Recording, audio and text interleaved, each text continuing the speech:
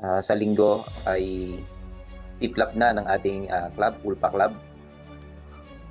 Ayan, yung ibon natin ay cut off last matnog. Yun yung kaisa-isa niyang cut off. So, itatry pa rin natin siyang i-load ngayong darating na Thursday. Okay, using this application, makikita natin yung lilipa rin ng ating mga ibon, yung mga dadaanan niya. Napakadaling gamitin. Okay, itong kulay blue na to, ito yung ating pinaka-location. Palo Alto. Okay, lagyan lang natin ng pin. Then, tignan natin yung mga dinaanan ng ating mga ibon. At yun nga, yung piplap ay sa Calbayog, Samar. Yan. Yan ang mga dinaanan ng ating mga ibon. San Pablo, Lucena, Timonan. Ayan, Breaking Point, Lopez, Katanawan, Mulanay. Tapos, ng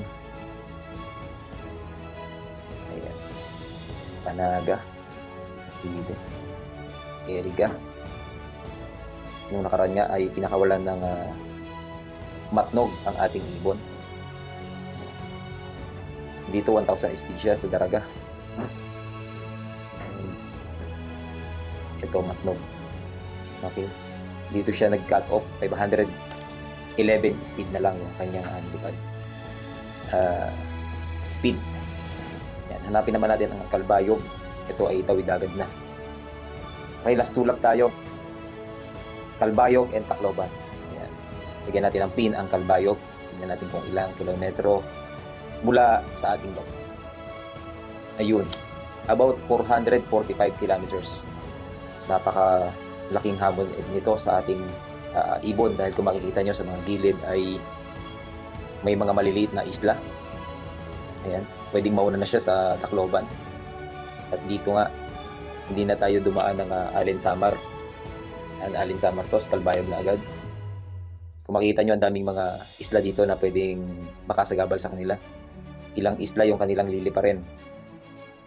Okay, pag nakaliban sila dito sa matnog ay malaki na yung porsyento na makakauwi sila. Or kung magaling-galing naman ang ibon, dadaan sila dito sa Masbate. Ayan. Lilibanan nila yan pag natanaw nila yung ating location. Ayan, about 445 kilometers. Good luck po sa lahat ng mga naglalaro ngayon. So, congratulations po sa lahat ng mga nag-lock ng matnog. Napakagaling na mga ibon nyo. Okay. Ayan po. Yung ating pasilip using this airline application. Good luck po sa ating lahat ngayong darating na Sunday. Sana po'y makauwi ng matiwasay ang ating mga ibon.